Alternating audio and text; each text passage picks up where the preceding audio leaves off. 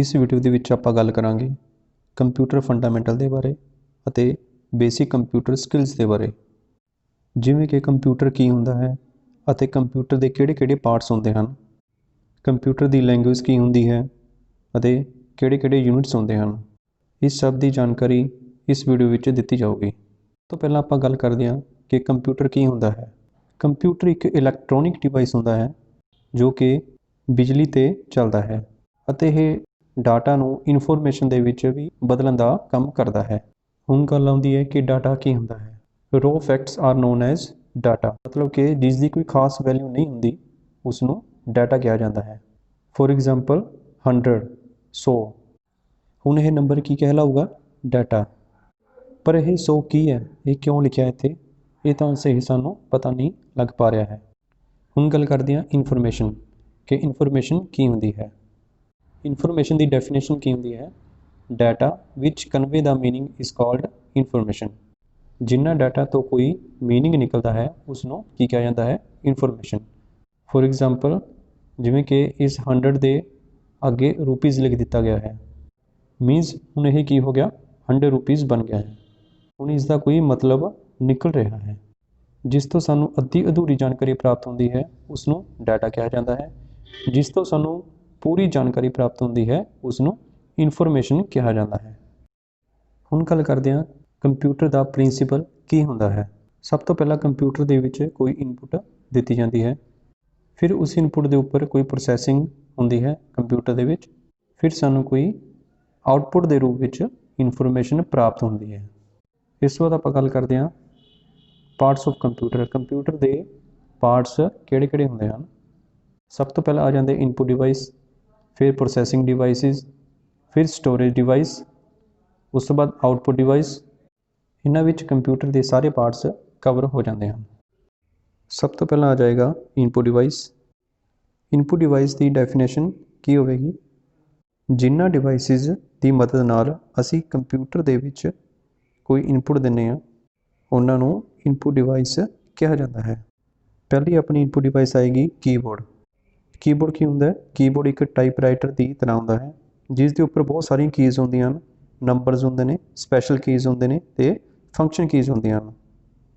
Alphabet keys A to Z ਹੁੰਦੀਆਂ ਹਨ, number keys 0 to 9, special keys ਦੇ ਵਿੱਚ ਆ ਜਾਂਦਾ ਵਿੰਡੋਜ਼ ਕੀਜ਼, ਕੰਟਰੋਲ, ਆਲਟ, ਨੰਬਰਲੋਕ, ਔਰ ਫੰਕਸ਼ਨ ਕੀਜ਼ ਹੁੰਦੀਆਂ ਹਨ F1 to F12, ਜਿਨ੍ਹਾਂ ਦਾ ਕੰਮ ਸਾਰਿਆਂ ਦਾ ਅਲੱਗ-ਅਲੱਗ ਹੁੰਦਾ ਹੈ।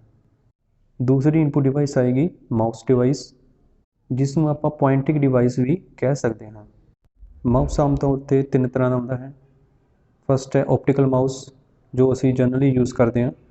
ਦੂਸਰਾ ਜਾਊਗਾ ਟਰੈਕ ਪਰ ਮਾਊਸ, ਜਿਸ ਦੇ ਵਿੱਚ LED ਦੀ ਜਗ੍ਹਾ 'ਤੇ ਬੋਲ ਹੁੰਦੀ ਸੀ।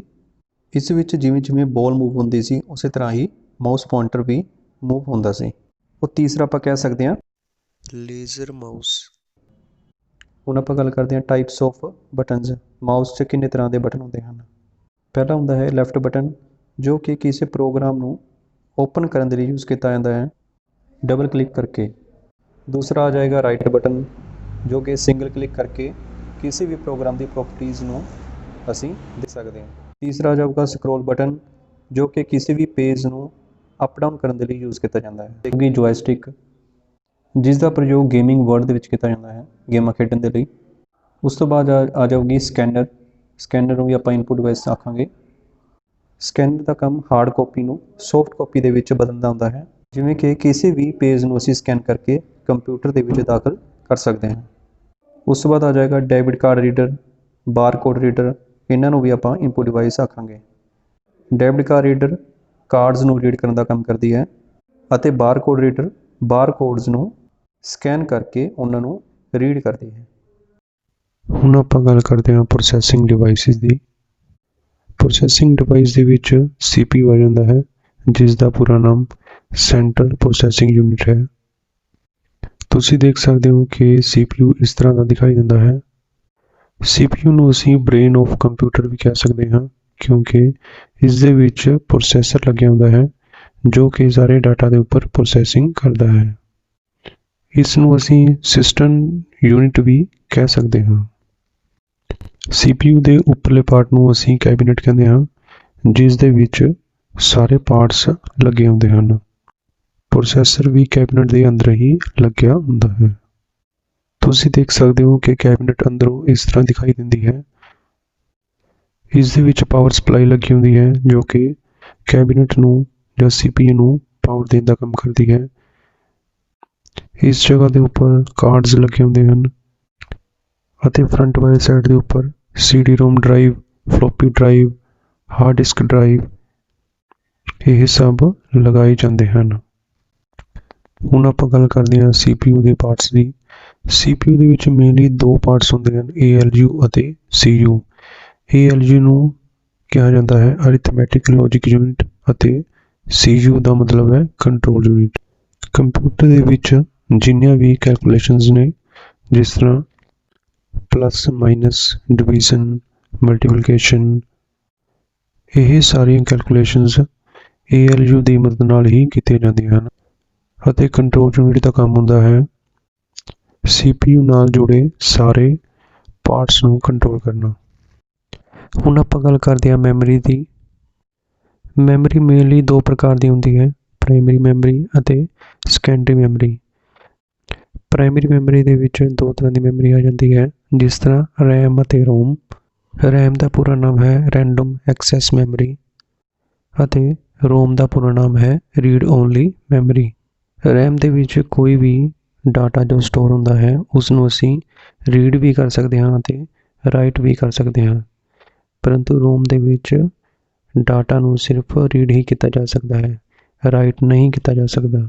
ਇਸ ਤੋਂ ਇਲਾਵਾ RAM ਦੇ ਵਿੱਚ ਅਗਰ ਕੋਈ ਆਪਣਾ ਡਾਟਾ ਹੈ ਉਹ RAM ਦੇ ਵਿੱਚ ਪਰਮਾਨੈਂਟਲੀ ਸਟੋਰ ਨਹੀਂ ਹੁੰਦਾ ਹੈ। ਮਤਲਬ ਅਗਰ ਪਾਵਰ ਆਫ ਕਰ ਦਈਏ, ਕੰਪਿਊਟਰ ਨੂੰ ਬੰਦ ਕਰ ਦਈਏ ਤਾਂ RAM ਦੇ ਵਿੱਚ ਪਿਆ ਡਾਟਾ ਰਿਮੂਵ ਹੋ ਜਾਂਦਾ ਹੈ, ਪਰੰਤੂ ਜੋ ਡਾਟਾ ROM ਦੇ ਵਿੱਚ ਸਟੋਰ ਕੀਤਾ ਗਿਆ ਹੈ ਉਹ ਪਾਵਰ ਆਫ ਕਰਨ ਤੋਂ ਬਾਅਦ ROM ਦੇ ਵਿੱਚੋਂ ਡਿਲੀਟ ਨਹੀਂ ਹੁੰਦਾ। ਅਤੇ ਤੀਸਰਾ ਡਿਫਰੈਂਸ ਇਹ ਹੈ ਕਿ RAM ਇੱਕ ਵਰਸਟਾਈਲ ਮੈਮਰੀ ਹੁੰਦੀ ਹੈ, ਮਤਲਬ ਕਿ ਚੇਂਜੇਬਲ ਹੁੰਦੀ ਹੈ, ਅਤੇ ROM ਨੋਨ ਵਰਸਟਾਈਲ ਮੈਮਰੀ ਹੁੰਦੀ ਹੈ, ਜਿਸ ਦੇ ਵਿੱਚ ਅਸੀਂ ਕੋਈ ਵੀ ਚੇਂਜ ਨਹੀਂ ਕਰ ਸਕਦੇ। ਹੁਣ ਆਪਾਂ ਗੱਲ ਕਰਦੇ ਹਾਂ ਸੈਕੰਡਰੀ ਮੈਮਰੀ ਦੀ। ਸੈਕੰਡਰੀ ਮੈਮਰੀ ਮੇਨਲੀ ਤਿੰਨ ਟਾਈਪ ਦੀ ਹੁੰਦੀ ਹੈ, hard disk, solid state storage, ਹੋਰ ਥਰਡ ਹੈ ਓਪਟੀਕਲ ਡਿਸਕਸ। ਨੰਬਰ 1 ਤੇ ਆਪਾਂ ਗੱਲ ਕਰਦੇ ਹਾਂ ਹਾਰਡ ਡਿਸਕ ਡਰਾਈਵ ਦੀ, ਜਿਸ ਨੂੰ ਆਪਾਂ HDD ਵੀ ਕਹਿ ਸਕਦੇ ਹਾਂ। ਤੁਸੀਂ ਦੇਖਿਆ ਹੋਵੇਗਾ ਕਿ ਕੰਪਿਊਟਰ ਦੇ ਵਿੱਚ ਕਈ ਡਰਾਈਵਸ ਬਣੀਆਂ ਹੁੰਦੀਆਂ ਹਨ, ਜਿਸ ਤਰ੍ਹਾਂ C drive, D drive, E drive. ਇਹ ਸਾਰੀਆਂ ਡਰਾਈਵਸ ਹਾਰਡ ਡਿਸਕ ਦੇ ਹੀ ਹੁੰਦੀਆਂ ਹਨ। ਹਾਰਡ ਡਿਸਕ ਕੁਛ ਇਸ ਤਰ੍ਹਾਂ ਦੀ ਦਿਖਾਈ ਦਿੰਦੀ ਹੈ, ਇਹ ਬਹੁਤ ਹੀ ਸੈਂਸਿਟਿਵ ਹੁੰਦੀ ਹੈ। ਦੂਸਰਾ ਆ ਜਾਏਗਾ ਫਲੋਪੀ ਡਿਸਕ ਡਰਾਈਵ, ਜੋ ਕਿ ਅੱਜ ਕੱਲ੍ਹ ਬਿਲਕੁਲ ਵੀ ਯੂਜ਼ ਨਹੀਂ ਹੁੰਦੀ। ਇਸ ਦਾ ਨਾ ਯੂਜ਼ ਹੋਣ ਦਾ ਕਾਰਨ ਇਹ ਹੈ ਕਿ ਇਸ ਦੀ ਸਟੋਰੇਜ ਕੈਪੈਸਿਟੀ ਕਾਫੀ ਘੱਟ ਹੁੰਦੀ ਹੈ। ਇਸ ਦੀ ਕੈਪੈਸਿਟੀ 1.44 MB ਤੱਕ ਹੀ ਹੁੰਦੀ ਹੈ, ਜੋ ਕਿ ਅੱਜ ਦੇ ਟਾਈਮ ਵਿੱਚ ਕਾਫੀ ਘੱਟ ਹੈ। ਹੁਣ ਆਪਾਂ ਗੱਲ ਕਰਦੇ ਹਾਂ ਓਪਟੀਕਲ ਡਿਸਕ ਦੀ, ਜਿਸ ਨੂੰ DVD ਅਤੇ CD ਵੀ ਕਹਿ ਸਕਦੇ ਹਾਂ। CD ਦਾ ਪੂਰਾ ਨਾਮ ਹੈ ਕੰਪੈਕਟ ਡਿਸਕ ਅਤੇ DVD ਦਾ ਪੂਰਾ ਨਾਮ ਹੈ ਡਿਜੀਟਲ ਵਰਸਟਾਈਲ ਡਿਸਕਸ, ਜਿਸ ਨੂੰ ਅਸੀਂ ਡਿਜੀਟਲ ਵੀਡੀਓ ਡਿਸਕ ਵੀ ਕਹਿ ਸਕਦੇ ਹਾਂ। CD ਅਤੇ DVD ਦੇ ਵਿੱਚ ਕੰਪੈਰੀਜ਼ਨ ਇਹ ਹੈ ਕਿ CD ਦੀ ਕੈਪੈਸਿਟੀ ਘੱਟ ਹੁੰਦੀ ਹੈ ਅਤੇ DVD ਦੀ ਸਟੋਰੇਜ ਕੈਪੈਸਿਟੀ CD ਦੇ ਨਾਲੋਂ ਜ਼ਿਆਦਾ ਹੁੰਦੀ ਹੈ। ਹੁਣ ਆਪਾਂ ਗੱਲ ਕਰਦੇ ਹਾਂ ਆਊਟਪੁੱਟ ਡਿਵਾਈਸਿਸ ਦੀ। ਆਊਟਪੁੱਟ ਡਿਵਾਈਸਿਸ ਉਹ ਹੁੰਦੇ ਹਨ ਜਿਨ੍ਹਾਂ ਦੀ ਮਦਦ ਨਾਲ ਸਾਨੂੰ ਕੰਪਿਊਟਰ ਤੋਂ ਕੋਈ ਆਊਟਪੁੱਟ ਪ੍ਰਾਪਤ ਹੁੰਦੀ ਹੈ। ਸਭ ਤੋਂ ਪਹਿਲਾ ਆਊਟਪੁੱਟ ਡਿਵਾਈਸ ਹੈ ਮੋਨੀਟਰ। ਮੋਨੀਟਰ ਨੂੰ ਵਿਜ਼ੂਅਲ ਡਿਸਪਲੇ ਯੂਨਿਟ ਦੇ ਨਾਮ ਨਾਲ ਵੀ ਜਾਣਿਆ ਜਾਂਦਾ ਹੈ। ਇਸ ਦੇ ਕਈ ਟਾਈਪਸ ਹੁੰਦੇ ਹਨ, ਜਿਸ ਤਰ੍ਹਾਂ ਫਸਟ ਹੈ CRT, ਜਿਸ ਨੂੰ ਕੈਥੋਡ ਰੇ ਟਿਊਬ ਵੀ ਕਹਿੰਦੇ ਹਨ। ਜੋ ਪਹਿਲਾਂ ਦੇ TV ਆਉਂਦੇ ਸੀ ਜਾਂ ਮੋਨੀਟਰ ਆਉਂਦੇ ਸੀ, ਉਹਨਾਂ ਦੇ ਵਿੱਚ ਇਹ ਟੈਕਨੋਲੋਜੀ ਯੂਜ਼ ਕੀਤੀ ਗਈ ਸੀ, CRT। ਉਸ ਤੋਂ ਬਾਅਦ ਆ ਜਾਂਦਾ ਹੈ TFT, ਜਿਸ ਦਾ ਪੂਰਾ ਨਾਮ ਹੈ ਥਿਨ ਫਿਲਮ ਟਰਾਂਜ਼ਿਸਟਰ। ਉਸ ਤੋਂ ਬਾਅਦ ਆ ਜਾਂਦੇ ਹਨ LCD, ਲਿਕੁਇਡ ਕ੍ਰਿਸਟਲ ਡਿਸਪਲੇ, ਅਤੇ ਫਿਰ ਹੈ LED, ਲਾਈਟ ਐਮਿਟਿੰਗ ਡਾਇਓਡ, ਅਤੇ ਲਾਸਟ ਹੈ ਪਲਾਜ਼ਮਾ। ਹੁਣ ਤੁਸੀਂ ਇਹਨਾਂ ਫੋਟੋਜ਼ ਦੇ ਵਿੱਚ ਦੇਖ ਸਕਦੇ ਹੋ ਕਿ CRT ਮੋਨੀਟਰ ਇਸ ਤਰ੍ਹਾਂ ਦਿਖਾਈ ਦਿੰਦਾ ਹੈ ਅਤੇ LCD ਮੋਨੀਟਰ ਇਸ ਤਰ੍ਹਾਂ ਦਾ ਦਿਖਾਈ ਦਿੰਦਾ ਹੈ। ਇਹਨਾਂ ਨੂੰ HD TV ਵੀ ਕਿਹਾ ਜਾਂਦਾ ਹੈ, ਮਤਲਬ ਕਿ ਹਾਈ ਡੈਫੀਨੇਸ਼ਨ ਟੈਲੀਵਿਜ਼ਨ। ਉਸ ਤੋਂ ਅਗਲੀ ਆਊਟਪੁੱਟ ਡਿਵਾਈਸ ਆਏਗੀ ਪ੍ਰਿੰਟਰ, ਜਿਸ ਤਰ੍ਹਾਂ ਕਿ ਸਾਨੂੰ ਨਾਮ ਤੋਂ ਹੀ ਪਤਾ ਲੱਗ ਰਿਹਾ ਹੈ ਕਿ ਇਸ ਦਾ ਕੰਮ ਹੈ ਪ੍ਰਿੰਟ ਕਰਨਾ, ਜੋ ਕਿ ਸੌਫਟ ਕਾਪੀ ਨੂੰ ਹਾਰਡ ਕਾਪੀ ਦੇ ਵਿੱਚ ਬਦਲਣ ਦਾ ਕੰਮ ਕਰਦੀ ਹੈ। ਪ੍ਰਿੰਟਰ ਮੇਨਲੀ ਦੋ ਤਰ੍ਹਾਂ ਦਾ ਹੁੰਦਾ ਹੈ, ਇੰਪੈਕਟ ਪ੍ਰਿੰਟਰ ਅਤੇ ਨੋਨ ਇੰਪੈਕਟ ਪ੍ਰਿੰਟਰ।